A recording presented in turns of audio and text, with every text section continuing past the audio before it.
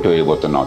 ఒక ఓటు అన్నది కేవలం ఆ రోజు కోపంతోనో కష్టంతోనో వేసేది కాదు. ఆ రోజు డబ్బు మీద ప్రలోభంతోనో రేపొద్దున వాడేది ఇస్తాడని ఆశతోనో వేసేది కాదు. ఒక ఓటు అన్నది మన భవిష్యత్తును తీర్చిదిద్దేది. కొద్దిగా రేపేం జరుగుతుందో ఆలోచించండి. డబ్బులతో ఓట్లు కొనడం అందరూ చేస్తున్నారు, అన్ని పార్టీలు. వాడు ఈ పార్టీ ఆ పార్టీ తడాలేదు. ఏ పార్టీ ఉన్నా కూడా బడితున్న వాడిదే బర్రె అయిపోయింది. అధికార దుర్వినియోగం జరుగుతోంది, అవినీతి కొనసాగుతోంది. అధికారం అంతా కేంద్రీకరించి సొంత చేతుల్లో పెట్టుకుంటున్నారు. ఇలా ఉన్నప్పుడు ఎవరు ఓటేయాలి? అందరూ ఒకటే కదా. నిజానికి మనుషులు కూడా వాళ్లే కదా. ఇక్కడున్నాయని అక్కడ ఎమ్మెల్యేకి వెళ్తాడు, అక్కడున్నాయని మళ్ళీ ఇక్కడ ఎమ్మెల్యే క్యాండిడేట్గా వస్తాడు.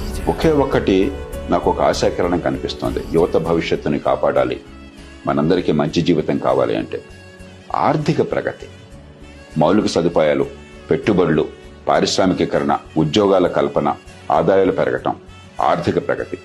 ఎవరు దానికి దోహదం చేస్తున్నారు? డబ్బంతా తాత్కాలిక అవసరాలకు